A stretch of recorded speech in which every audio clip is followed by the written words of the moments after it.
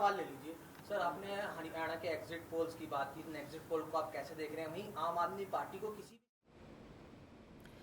चलिए एक बार फिर से खबरों में आगे बढ़ते हुए बात कर लेते हैं यति नरसिम्हानंद सरस्वती की। जिस तरह से बयानबाजी हुई, मामला गर्मा रहा है, जगह जगह पर प्रदर्शन है। इस बीच यति नरसिम्हानंद को हिरासत में लिया जा चुका है। लोनी के बीजेपी विधायक नंद किशोर गुर्जर ने रास देवी मंदिर पहुंचकर घटना पर कड़ी प्रतिक्रिया भी व्यक्त की है।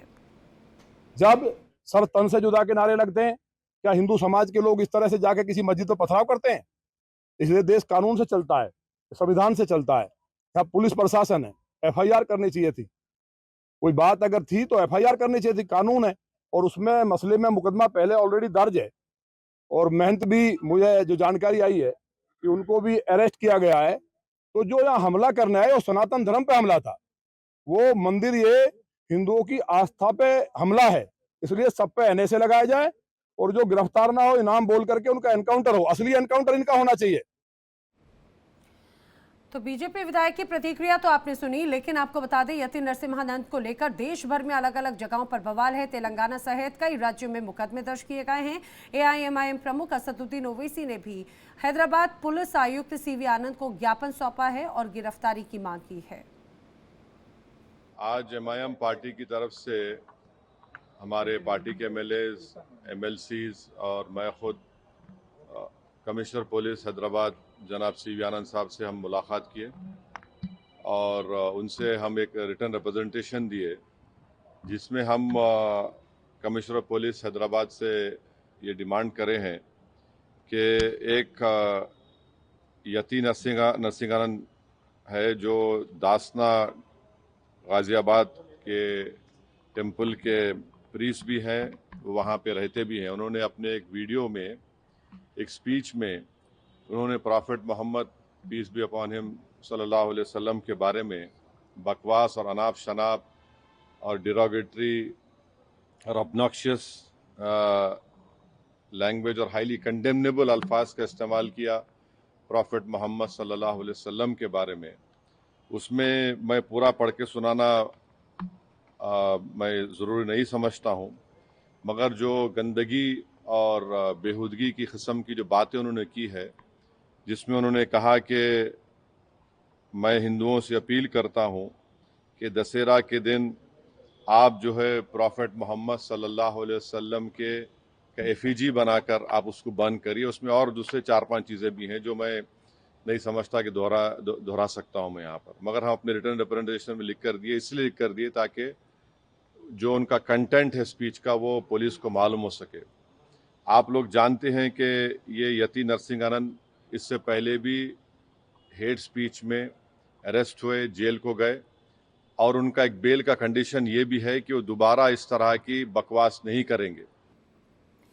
इसमें कोई शक नहीं कि यति नरसिम्हानंद सरस्वती बार बार इस तरह से बयान देते हैं जिस पर विवाद खड़ा होता है और दूसरे धर्मों को टारगेट करते हुए बयान देते हैं। ना सिर्फ धर्म विशेष को ध्यान करते हुए, बल्कि इसके अलावा भी कई अलग अलग विषयों पर उनके ऐसे बयान सामने आए हैं जो विवादास्पद रहे हैं, जिनको लेकर लगातार देश भर में नाराजगी देखने को मिली और एक बार फिर से वही हुआ। हालांकि यति नरसिम्हानंद सरस्वती को एफआईआर दर्ज होने के बाद में उत्तर प्रदेश पुलिस ने हिरासत में ले लिया है, लेकिन इसके बावजूद लगातार प्रदर्शन जारी है।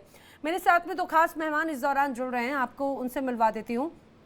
हिंदू धर्मगुरु पंडित अजय गौतम जी हमारे साथ में हैं और हाफिज नूर अहमद अजहरी जी हैं जो कि प्रदेश अध्यक्ष हैं एमपीएलबीआई के। आप दोनों का ही बहुत बहुत स्वागत है। लेकिन अजहरी साहब, मैं चर्चा की शुरुआत आपसे करना चाह रही हूँ। एक तरफ मांग की जा रही थी कि एफआईआर हो, सख्त कार्रवाई हो, कानूनी एक्शन हो। कानूनी एक्शन हो रहा है, लेकिन इसके बावजूद अभी भी 2-3 दिन से ज्यादा का वक्त हो चुका है, जगह जगह प्रदर्शन, ना सिर्फ प्रदर्शन बल्कि वो हिंसक प्रदर्शन नजर आते हैं। अब क्या मांग है? देखिए, कानून हाथ में तो किसी को भी नहीं लेना चाहिए, तो सही बात।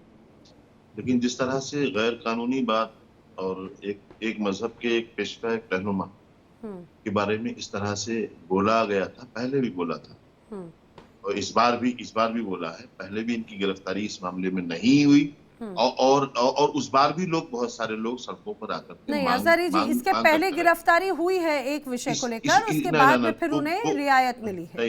मैं आपको दुरुस्त कर रही हूँ जी। नहीं, आप दुरुस्त नहीं है नैना जी, आपको जानकारी नहीं है। जो पहले गिरफ्तारी हुई है जिस नामूस रिसालत पर उन्होंने पहले गलत तरीके से बोला था, उस पर गिरफ्तारी नहीं हुई थी। इनका मामला दूसरा था इनकी गिरफ्तार होने के लिए, वो आप सही उसकी जानकारी ले लें। दूसरी बात यह है कि जैसे ही इन्होंने बोला था, लोगों ने बड़ी शांति और अमन के साथ बातचीत की थी प्रशासन से कि आप उसको गिरफ्तार कर लो। अभी मौलाना तौकीर रजा कुछ बोले या असदुद्दीन ओवैसी बोले या दूसरे बोलते हैं, आप लोग फौरन में भड़काऊ भाईजान और भड़काऊ मौलाना, जबकि उनके बयान जो होते हैं असंवैधानिक नहीं होते हैं। मतलब अच्छा। फिर भी आप लोग उनको आप भड़काऊ आप कह देते हो, उन्हें आप तरह तरह से उल्टा सीधा बोलते हो चैनलों पर बैठकर। लेकिन यति नरसिंहानंद ने क्या नहीं कहा है हमारे पैगंबर के लिए। तो और कोई हो, हम ये नहीं। हाफिज नूर अहमद अजहरी जी, मैं इस बात को तो जरूर स्वीकार कर रही हूँ कि यति नरसिम्हानंद सरस्वती के जो बयान है वो वाकई में आपत्तिजनक होते हैं, लेकिन आपने एक बात कही कि जो बयान आते हैं मौलाना तौकीर रजा हो या फिर ऐसे तमाम अलग अलग नेता जो जहर घोलते हैं, और आप बोल रहे हैं कि वो असंवैधानिक नहीं होते, जहर नहीं, वो स्वीकार वो भी नहीं होते। अगर आप उनके उन बयानों को सुनेंगे ना, मैं किसी को सही या गलत नहीं कह रही, लेकिन अगर आप उनके बयानों को सुनेंगे वो भड़काऊ होते हैं। लेकिन यही सवाल अजय गौतम जी आपसे भी कर लेती हूँ, ठीक है? अजय गौतम जी से भी मैं इसका रिएक्शन ले लेती हूँ। अजय गौतम जी, बार बार, एक बार नहीं, दो बार नहीं, कई मर्तबा यति नरसिम्हानंद को कानूनी तौर पर फटकार लग चुकी है, अलग अलग मंचों के माध्यम से फटकार लग चुकी है। और मैं कहीं से जानकारी ले रही थी तो ये भी बताया गया कि बाकायदा संत समागम में भी उन्हें फटकार लगी, लेकिन इसके बावजूद वो है कि मानते ही नहीं। नहीं, देखिए बात क्या है ना, अगर दिसंबर 2012 के अंदर अकबरुद्दीन ओवैसी ने माता लक्ष्मी को, भाग्य लक्ष्मी को, हनुमान जी को, माता कौशल्या और माता जानकी को लेके आपत्तिजनक बात नहीं कही होती और लगातार पिछले 12 सालों से सिलसिला ना चला होता, और थोड़े दिन पहले अगर ये मौलाना तौकीर रजा ने ये ना कहा होता कि किसी एक हिंदू को पकड़ लो और उसे तब तक मारो जब तक कि उसकी जान न चली जाए, तो मुझे लगता है कि शायद इस तरीके की प्रतिक्रिया ना आती। मैं फिर भी ये कहता हूँ कि देखिए गलत है, सबको अपने अपने धार्मिक अकीदे पे करने की बात है। अब मैं ये जानना चाहता हूँ नूर अहमद अजहरी साहब से, जब उनकी गिरफ्तारी हो गई, कानून ने अपना काम करना शुरू कर दिया, तो फिर इनके लोग जे हाथ में पत्थर जेब में पेट्रोल बम लेके क्यों घूम रहे हैं?